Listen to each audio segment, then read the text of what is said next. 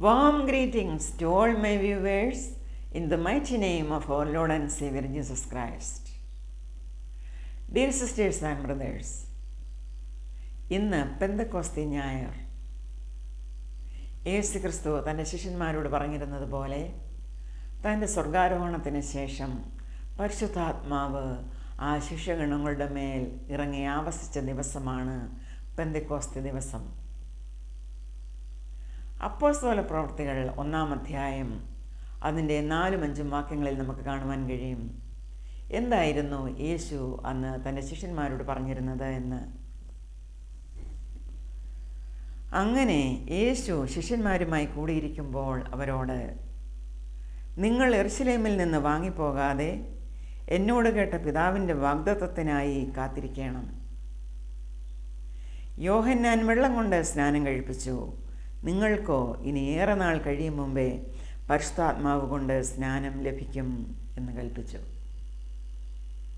യേശുവിൻ്റെ ഈ വാക്കനുസരിച്ച് അവർ മർക്കോസിൻ്റെ മാളികയിൽ ഒരുമിച്ച് കൂടിയിരുന്ന് പ്രാർത്ഥിച്ചു.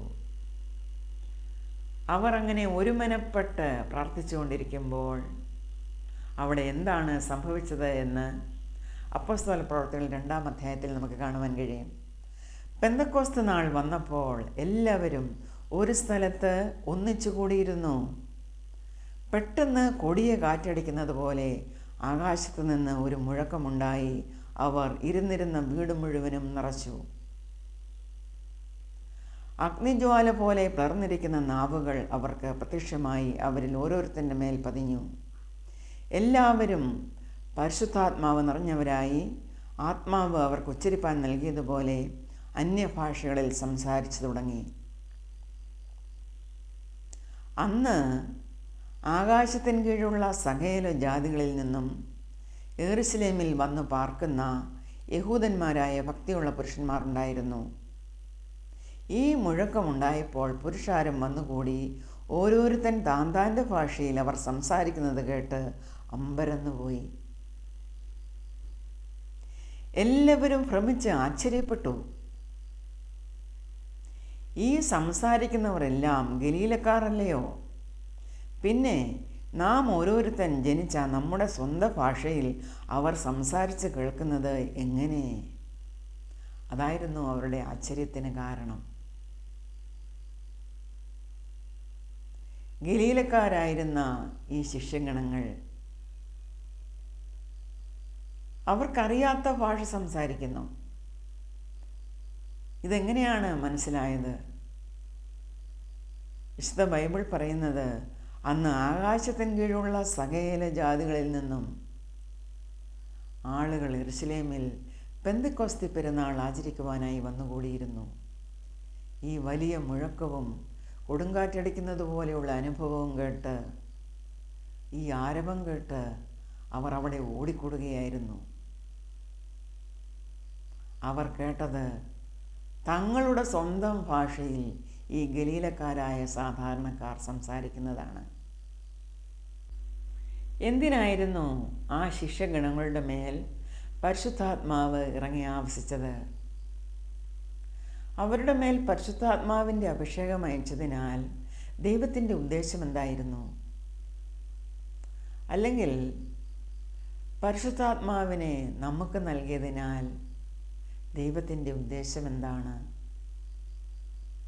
ഇത് നമുക്ക് മനസ്സിലാകണമെങ്കിൽ മറ്റൊരു വേദഭാഗം നാം വായിക്കണം.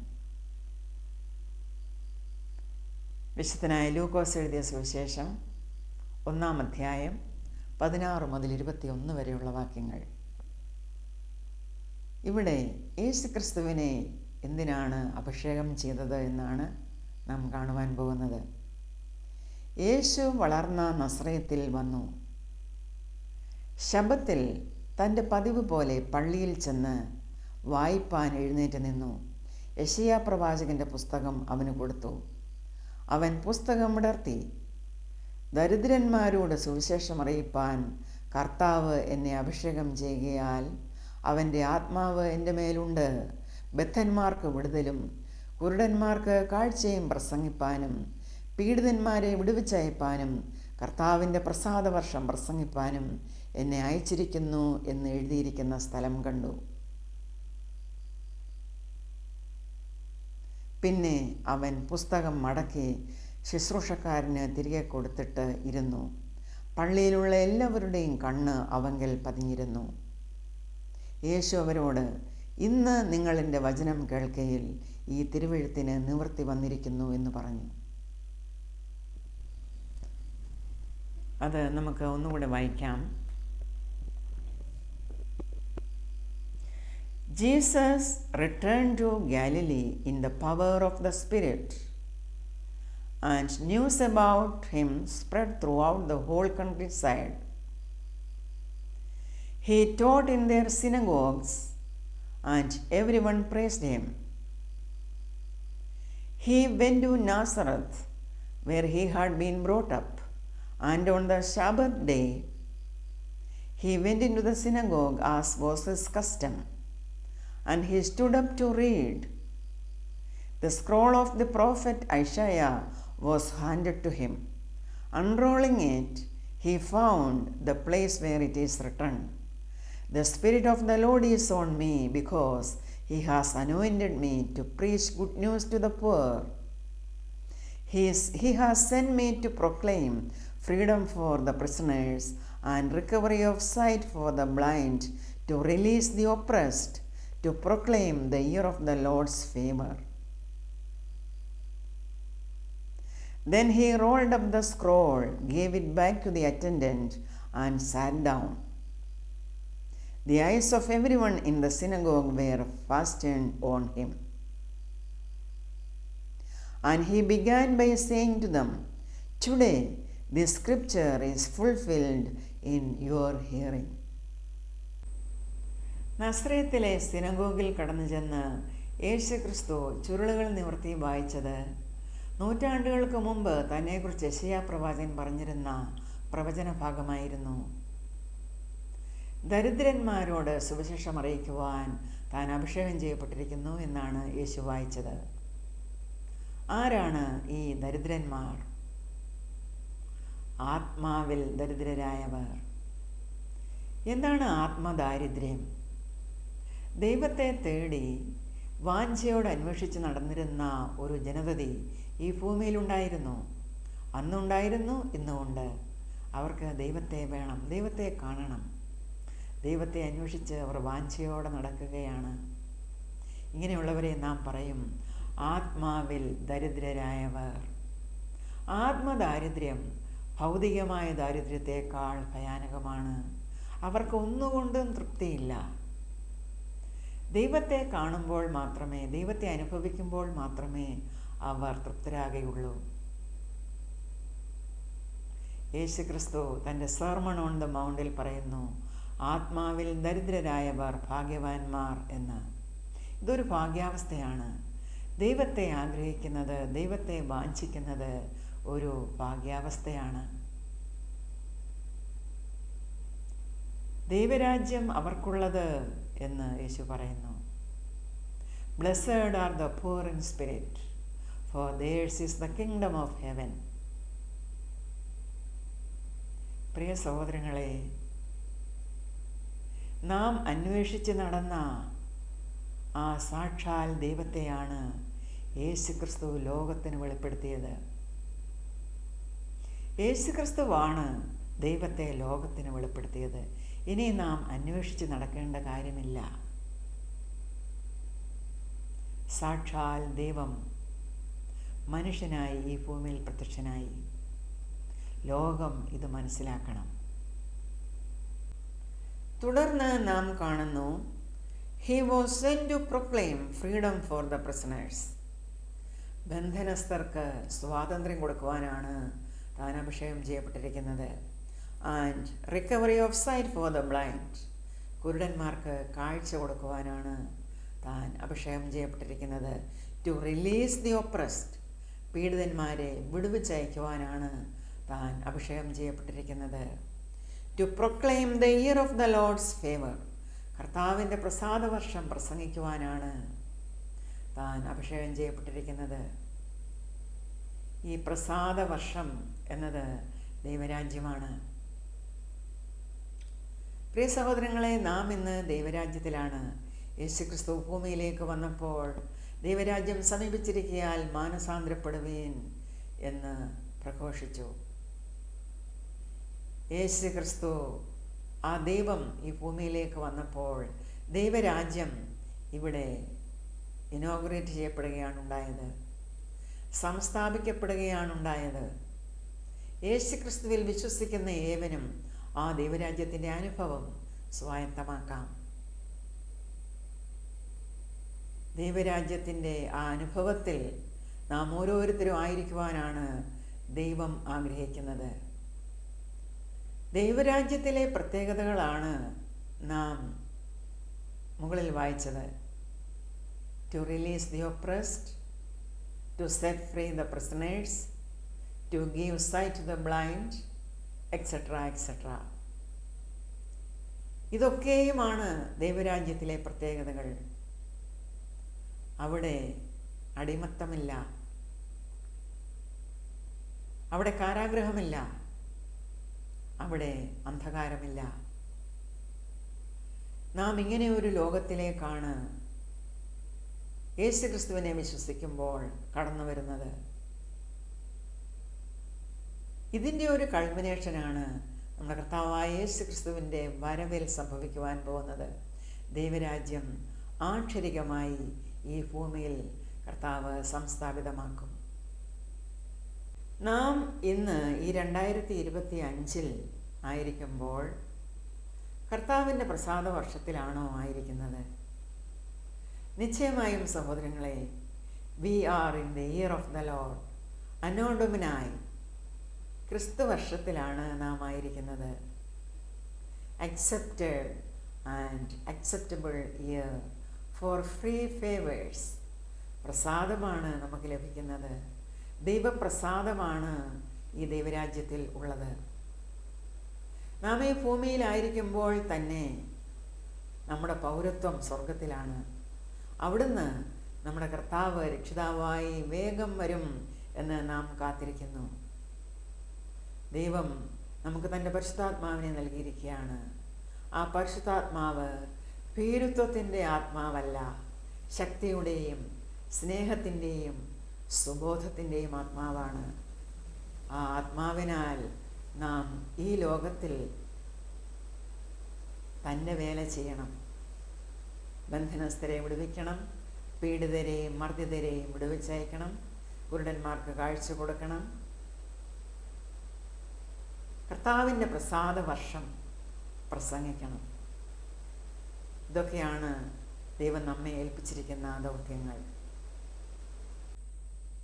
പെന്തക്കോസ്തി ദിവസത്തെ ഇന്ന് നാം സ്മരിക്കുമ്പോൾ പ്രധാനമായും നാം മനസ്സിൽ സൂക്ഷിക്കേണ്ട ഒരു കാര്യം, നമ്മുടെ കർത്താവ് മടങ്ങി വരുന്നത് ആദ്യ ഫലങ്ങളെ സ്വീകരിക്കുവാനാണ്, തന്നോടൊപ്പം ചേർക്കുവാനാണ്. പെന്തക്കോസ്തിക്ക് ആദ്യ ഫല പെരുന്നാൾ എന്നും പേരുണ്ട്, feast of the first fruits. നമ്മുടെ കർത്താവ് ആദ്യ ഫലങ്ങളിൽ ആദ്യത്തേതായിരുന്നു, first of the first fruits. അതായത് യേശുക്രിസ്തു മരണത്തെ ജയിച്ച് ഉയർത്തെഴുന്നേറ്റ് സ്വർഗാരോഹണം ചെയ്തു. ഇനി മടങ്ങി വരുന്നത് നമ്മെ ചേർക്കുവാനാണ്. അതായത് യേശുക്രിസ്തുവിനെ സ്വീകരിച്ച നാം മരണത്തിൽ നിന്ന് ഉയർത്തെഴുന്നേൽക്കും. അതാണ് പൗലോസ് അപ്പോസ്തലൻ കൊരിന്ത്യർക്ക് എഴുതിയ 1-ാം ലേഖനം 15-ാം അധ്യായത്തിൽ പറയുന്നത്. വേഴ്സ് 20 ഓൺവേർഡ്സ്, എന്നാൽ ക്രിസ്തു നിദ്ര കൊണ്ടവരിൽ ആദ്യ ഫലമായി മരിച്ചവരുടെ ഇടയിൽ നിന്ന് ഉയർത്തിരിക്കുന്നു. മനുഷ്യൻ മൂലം മരണം ഉണ്ടാകിയാൽ മരിച്ചവരുടെ പുനരുത്ഥാനവും മനുഷ്യൻ മൂലം ഉണ്ടായി. ആദാമിൽ എല്ലാവരും മരിക്കുന്നത് പോലെ ക്രിസ്തുവിൽ എല്ലാവരും ജീവിപ്പിക്കപ്പെടും, ഓരോരുത്തനും താൻ താൻ്റെ നിരയിലത്രേ. ആദ്യ ഫലം ക്രിസ്തു, അതായത് Jesus is first of the first fruits. പിന്നെ ക്രിസ്തുവിനുള്ളവർ അവൻ്റെ വരവെങ്കിൽ. പിന്നെ അവസാനം, അന്ന് അവൻ എല്ലാ വാഴ്ചയ്ക്കും അധികാരത്തിനും ശക്തിക്കും നീക്കം വരുത്തിയിട്ട് രാജ്യം പിതാവായ ദൈവത്തെ ഏൽപ്പിക്കും. അവൻ സകല ശത്രുക്കളെയും കീഴാക്കുവോളം വാഴേണ്ടതാകുന്നു. ഒടുക്കത്തെ ശത്രുവായിട്ട് മരണം നീങ്ങിപ്പോകും. അതാണ് നമുക്കുള്ള പ്രത്യാശ. പ്രിയ സഹോദരങ്ങളെ, ഈ പെന്തക്കോസ്ത് ദിവസത്തിൽ പരിശുദ്ധാത്മാവിനെ നാം വീണ്ടും പ്രാപിച്ചുകൊണ്ട്, അല്ലെങ്കിൽ നമ്മിലുള്ള പരിശുദ്ധാത്മാവിനെ ഉദ്ദീപിപ്പിച്ചുകൊണ്ട് കർത്താവിൻ്റെ വേലയിൽ വ്യാപൃതരായിരിക്കുക.